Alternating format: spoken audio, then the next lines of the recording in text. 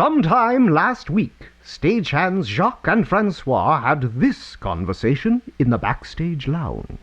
I didn't even tell you about this. Yeah? I caught that janitor kid backstage. What, the kid that was banned? Yeah, the one that was banned during the show. He's backstage. I'm out for a cigarette. I see him How standing there. did he get back in? Well, that's the thing. I don't Yeah, know. security, so, right? Hey, Yeah. us, right? I mean, Yeah. So I'm about to throw him out. Right. You know what I'm saying? He's like, if you let me stay, I'll tell you where Mr. Cameron gets the acts from. First of all, he's full of shit. Can you believe and that? And that was a horrible Hey, impression. that's exactly what he sounds Yeah, like. yeah, That is exactly what he sounds like. Yeah. So, 10 minutes, I come back to him, and I go, all right, kid, time to pay up. What's the secret? Right. He won't tell me. Yeah. So I push him around a bit. You're a tough guy. Hey, tougher than anyone here. You know that. All right, you know Rocky. That. All right, you know Rocky. that. Pull it You in. know Reel it that, in, Rocky. Right?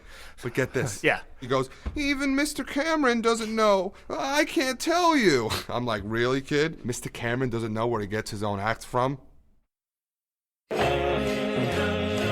Hello, this is Drew Callander. It's so good to see you again. Yes, I can see you. This November, the Janitor is cleaning venues in the northern U.S., and he invites you to run away and spend a night with the Orbiting Human Circus. Come visit us by going to orbitinghumancircus.com/shows on tour now. And on behalf of the Orbiting Human Circus, we want to say hello and thanks to HelloFresh.com for supporting us. Hello, HelloFresh, and thanks. And listeners, you can get $35 off your first week of deliveries when you go to HelloFresh.com and use the offer code OHC. We're very happy to have Rocket Mortgage as our sponsor because they're not like traditional banks offering traditional loans, and we're not very traditional here at the Orbiting Human Circus. For instance, I made an untraditional choice when I moved to New York City and chose to seek a career as a professional couch surfer.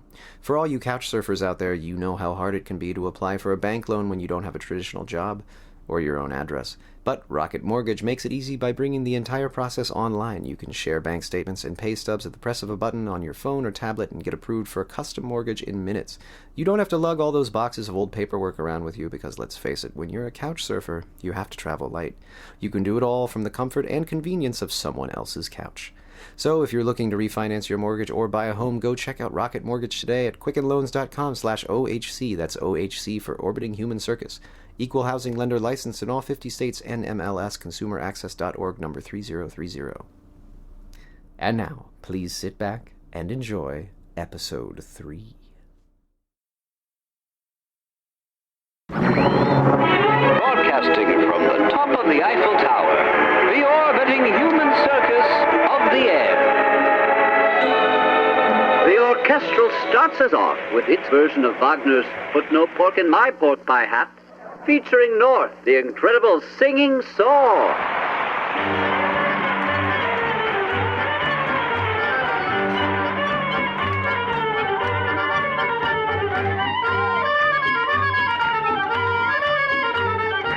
And as the earnest hardware saw sings its little heart out, they are listening in the fashionable restaurants beside the Seine. I'm so glad that Gaston put on the radio, darling. You know, everybody's talking about that story the cricket was telling. Cricket, darling? Listening in the bagel bakeries of Brooklyn. And the craziest thing happened. The cricket's telling our story. The crazy bird they got playing the music swoops down and attacks the cricket. Just like that? Just like that. Listening in the taxi cabs of Leningrad. Трюк, чтобы заставить нас... And at the switchboards of the Perpetual Broadcasting Corporation itself. They are listening. Hello, Perpetual Broadcasting Corporation. We're sorry, still no news on the cricket. Well, Perpetual Broadcasting Corporation. I'm very sorry, sir. No. Perpetual Broadcasting Corporation. Yes, the cricket.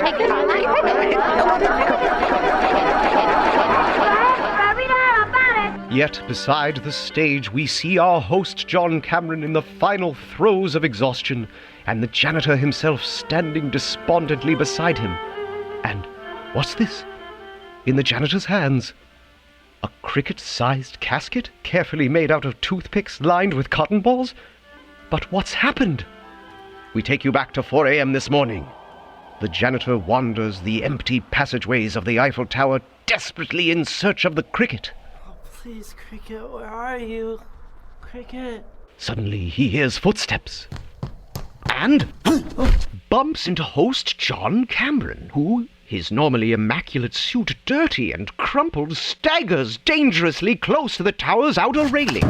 Oh, it's you. Mr. Cameron, what are you doing here? It's late. I'm trying to find the cricket you lost. So sorry. I thought I locked the cage. I didn't know the orchestral was going to get out. Do you know what I had to do earlier? Pump the orchestral stomach. Cricket wasn't in there. Oh my God. Why did I even trust you? What's happened to my life? What are these acts? I have no idea where they come from. Everybody wants to know if they're real. I have no idea. Maybe none of this is real. Maybe I'm just having a psychotic break. The janitor's eyes widen. That's what happens when you base your life on lies, when you take credit for something you don't deserve. There wasn't even an act today at the show. I mean, this is the first time it's ever happened to me. I looked everywhere. There was always something waiting for me. There was nothing. Everybody would know the truth. Then I saw you and the cricket. I thought, my God, an act. I've been saved. Saved. I'm ruined. But I want to help you. Help me. Don't you understand? You're the janitor. You're not part of the show. I'll find the cricket. Don't you ever come near me or my show again. I know how you find the axe. Push me off the tower. Just push me. I'll just stand right here by the edge with my eyes closed. It's okay, Mr. Cameron. Horrified by his words' effect, the janitor tentatively puts a hand on John Cameron's shoulder. I mean, I know how anyone can find acts like that. What? How? Well, it's all about how you look at things. Like, take the tap dancing mouse, for instance. Yes. If you see a mouse, and you look at it like you want to hit it with a broom, or you're scared it has diseases, it'll just run away from you. But if you love it, and you keep really still, it'll come right up to you. How else are you going to find out if a mouse can tap dance? You know, it's good that you can live and work independently. Thank you. Get away from me! But... Get away! Holding back tears, the janitor continues to search, but it's hopeless. Finding one lost cricket in the hole of the Eiffel Tower? He studies every inch of the floor, examining every piece of lint, growing more and more depressed. Please, come on. Sunrise. The morning mail is delivered at the base of the Eiffel Tower. John Cameron sleeps, draped over an observatory telescope on the top observation deck. Suddenly, he is startled. Mr. Cameron, there he is, over there, by the boxes. I chased him down here. What? The cricket, over there on the floor. I'd given up, and there he was. The cricket? You're sure that's the one? Yes. How? I saw him shaking his fist at the orchestral. Thank God. Mr. Cameron. Oh, hello, Jacques. You'll never believe it. 100 bags of mail just arrived. They're all about that cricket. I bet he's just about the most famous cricket on the earth. Yes, I imagine he is, Jacques. No, here's the crane with the lettuce. Hey, you want the mail over here, right? Wait, no. The cricket! No! All leading to the present moment, where our host John Cameron stands holding the tiny toothpick casket, glancing woefully from it to a large group of thespians, costumed seemingly to perform William Shakespeare's immortal Macbeth? That was the Orbiting Human Circus Orchestral featuring North, the Singing Saw. Ladies and gentlemen, I know many of you are here tonight in the hopes of seeing a certain cricket. Where's the cricket? Bring out the cricket! However, it is important to remember in times like these, with our flashy modern entertainments like tap dancing, mice, singing saws, and yes, storytelling crickets, it's important to do honor to the high art that is the genesis of all that graces the modern stage. The immortal classics, ladies and gentlemen, that paved the way for the superficial diversions of the now. We present to you our performance of Shakespeare's Scottish play. Bring out the cricket! Yes, well, please do put your hands together for a play which is sure to turn your laughter into tears. Where's the cricket? We give you Macbeth. Bring out the cricket! Macbeth, ladies and gentlemen, Macbeth. When shall we three meet again? But in the audience, they are not listening. The word cricket whispered in chorus throughout the house. And in the fancy cafes beside the Seine, they are not listening. Well, with all this build-up, I'm simply not going to enjoy my dinner if they don't find that cricket. Don't be so demanding, Lilith. In the stagehands' lounge behind the broadcast ballroom, they are not listening. Okay, if they riot Pierre, I need you stage left. Jacques, I need you stage right. And I will shield Jean. Yep, Miss Saltier, yeah. And even in his seat beside the stage, John Cameron, our host, is not listening. He slumps despondently in his chair beside the stage. His eyelids growing heavy, he drifts and drifts. Let's see if there shall be done a deed of dreadful note. What's to be done? I've done the deed. Didst thou not hear a noise? But what's this?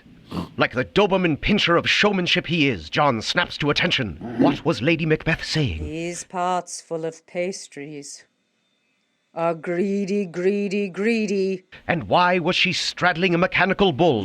What was this? Some horrid modernist deconstruction? Good Lord, not on his Who will watch. be the first to blink? I've crazy glued my eyelids, so not me.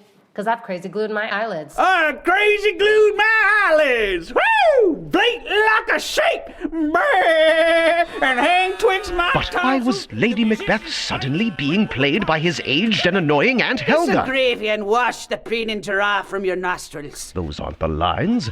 And God. Macbeth himself. That's Morty the mechanic from the garage down the block, and he's smacking a newborn baby? No acrobats, but I throb to kiss a whale. So white. So white. To kiss it and give it ice cream, of course. But all I have are pastries. Greedy, greedy pastries. Give me your mustache. And at last the dream grows peaceful, and John relaxes and watches tiny Macbeth bubbles drift all around his weary head. Suddenly, a tap on his shoulder. Mr. Cameron, wake up! Wake up! What? John Cameron awakes in his seat beside the stage, on which he hears Macbeth being played correctly, to find the janitor yelling and gesticulating wildly. The cricket! I was all about to bury him, and the top of the casket opened, and he sat up and started chirping. He's right here, in my hand. Look. What? Listen, I brought you the machine. He'll tell you himself. Oh, Mr. Cameron, when I saw all of those beautiful letters all of those nice people wrote, I fainted dead away. My God! But then I came to, in the beautiful bird-proof bed you made for me out of toothpicks lined with cotton balls. It was the nicest thing anybody has ever done for me. Oh, well... Thank you, thank you, thank you. I have not slept so securely in a very long time. My God, it's a miracle. A modern radio miracle. John Cameron hugs the janitor. And he hugs the little cricket. One thing I must ask you. When the radio broadcast is over, may I keep the bird-proof bed? With the compliments of the Perpetual Broadcasting Corporation. Oh, thank you. John Cameron turns and rushes onto the stage, where Macbeth continues. Tomorrow and tomorrow. And tonight, we bring you a small soul who needs little introduction. That's right. Put him down and turn on the machine, Julian. Thank you. Thank you. Thank you. Thank you. Thank you. And so the cricket begins to tell the shocking conclusion of the story the whole world was waiting for. We will return with our cricket and our feature presentation. Hello, listeners, and a special hello from our sponsor, HelloFresh. If you're like me, you live in a tiny box. No, I'm not talking about my vampire coffin. I'm talking about my apartment in Brooklyn. I don't have room for lots of fruits and veggies that I probably won't get around to cooking, but that's what's great about HelloFresh. HelloFresh is a meal kit delivery service that delivers fresh and delicious ingredients to your doorstep with the exact ingredients you need to make 3 different delicious meals so you don't have to do any measuring. They only take about 30 minutes to make. I got a box last week and had the fattoush salad with chickpeas, feta, and za'atar spiced pita. Za'atar, for the record, is a delectable mix of spices. It was great, and it was the perfect amount, because let's be honest, I don't really need an entire jar of za'atar in my cupboard. That's valuable real estate in there that I need for my idol of Baal. But you don't have to be a famous radio personality with an idol of Baal to get Za'atar. You can try it for yourself by going to HelloFresh.com. And just for being a member of our audience, you'll get $35 off your first week of deliveries when you use the offer code OHC. That's HelloFresh.com, and the code is OHC, as in Orbiting Human Circus, for $35 off your first week of deliveries. Thanks again to our sponsor, Rocket Mortgage. Rocket Mortgage brings its untraditional mortgage process to all you untraditional listeners with a fast, easy, and completely online process. Check out Rocket Mortgage today at quickenloans.com/OHC. That's OHC for Orbiting Human Circus. And now we return you to our cricket and the conclusion of our feature presentation. Thank you. Thank you. Thank you. Thank you. Thank you. And so the cricket begins to tell the shocking conclusion of the story the whole world was waiting for. That of Ladislaw, genius clockmaker who realized that clocks run more accurately counterclockwise, but whose clocks no one wanted. Who, hungry and broke, could not work for the noise of the poor children upstairs constantly begging their parents for dolls, and who found himself suddenly making from scraps 2 dolls, which he gave the children to their absolute delight. And as soon as this act of kindness was done, it seemed as though a miracle happened. His counterclockwise clock suddenly became popular. As a joke, it broke his heart, and he smashed his clocks and closed up his shop, and never came out. But then, months later, the shutters on his windows suddenly went up, revealing a wondrous doll shop. His dolls spread all over Bucharest, until one day he disappeared. Because this is what he had done. On every doll was hidden a tiny catch beneath a layer of varnish that would rub off in a year's time. This catch, once exposed, would trigger when bumped, causing the doll's facial expression to change forever to a look of such hatred, such hideous pain and bile, it would give the children of Bucharest nightmares to last a lifetime. And what happened? I give you our cricket on the air. Thank you. Thank you. Thank you. When brutally attacked, I was telling the story of Ladislaw Kovskovsky. He has filled all Bucharest with his horrible dolls, and so he has to run away before the first catch is sprung. He flees to Paris. He turns to alcohol. He ends up on the street. Here, at last, Ladislaw feels he belongs. At least, he thinks, a man who had done what he has done deserves to be frozen, deserves to die slowly. And here, at last, he would. But he does not die, quickly or slowly. His constitution proves surprisingly robust, and so he lives, wishing to die nearly every moment. Ladislaw lives and lives. And then, one night, he has a dream. He is with a little girl, and that little girl is his. The little girl looks up at him with a look of love such as no one has given him in all his life. Its feeling fills all his soul. He is happy. But then he realizes the little girl is holding one of his dolls. He sees the face hasn't changed yet, but the varnish, it's rubbed away. The catch, it will spring any moment. He struggles madly to take it from her, but cannot reach it, as if space and time become quicksand. And then it happens. He hears the catch strike. His heart runs cold. He turns his eyes to the doll. But the doll's face has not switched. The girl's has. And her face has switched to such an inhuman mask of pure hatred. Ladislaw's hatred. Terrifying cruelty. Ladislaw's cruelty.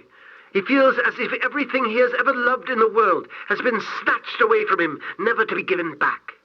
All goes cold, so cold. Ladislaw wakes up in the act of vomiting and lets loose a scream of such horror. It is heard that night on both banks of the river Seine. He walks the Paris streets that night like a ghost, feels apart from all things on the earth. He wants to be beaten, to be punished. He wants to return to Romania and take all of the abuse that would come, be sent to prison and be hated by everyone, grown-ups and children alike, for what he really is. He sets out, as if in a trance, on the journey home. When he reaches Bucharest, he expects a massive outcry. He makes it all the way across the city, and no one noticed. At last arriving at the first house whose children he had given his horrid dolls. He wants to cry. Like a child, he is terrified. So afraid. The time has come. He reaches the door. He manages to knock much too loud. The turning of the doorknob from within, the creaking of the hinges, the opening of the door, and then the face peering out at him. It was the mother. And then the look upon her face. Horror. Ladislaw Kowski! My God, what's become of you? In her voice, warmth, concern. Come in, my God, come in. She takes his hand, leads him inside. My dear, it's Ladislaw Kowski. Ladislaw Kowski. The man answers in shock. Here. They sit him down, bring him water, and then their little girl appears. Look, Romika, it's Ladislaw, the man who made your dolly. I know who he is, Mummy. Everybody does. Ladislaw looks at the doll clutched in the little girl's fingers and sees the doll's sweet face, and it's just as it was, unchanged. But he can see the varnish has rubbed off and the tiny catch exposed, waiting to trigger. The girl looks to him so like the girl in his dream. Panicked, he reaches for the doll, but unlike his dream, he is able to touch the doll. He pulls it from the little hand so hard that the doll smacks against the table. Expecting it to trigger, he buries the doll in his chest to shield the girl from its change. But still, he hears no click. The face did not change.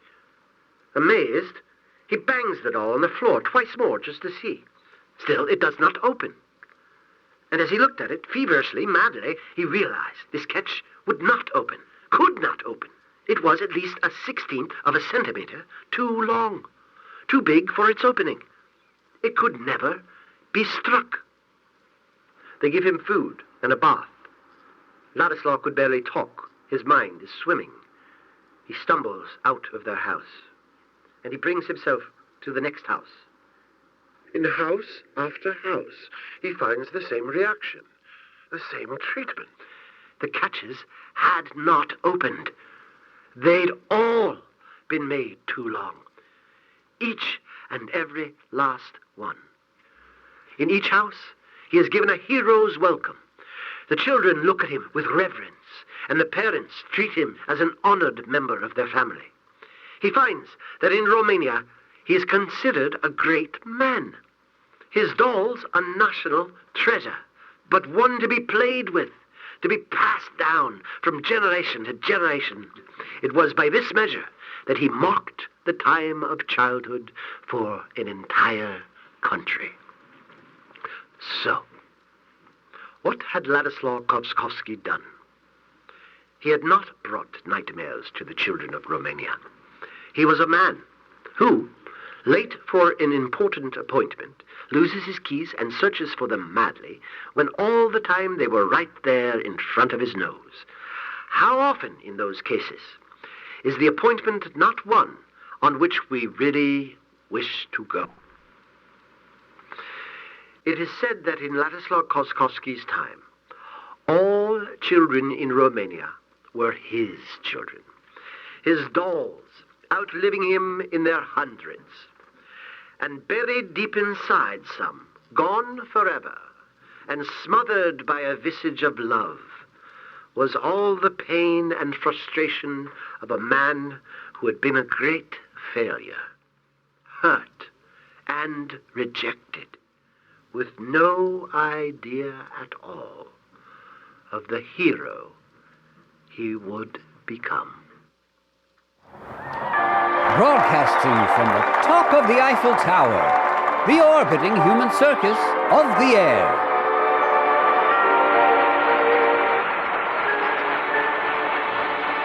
Thank you. Thank you. Thank you. Thank you. Oh, thank you. Well, that's it for this week, ladies and gentlemen. I'm John Cameron, and I'm broadcasting from the top of the Eiffel Tower. The orbiting human circus wishes you a good night.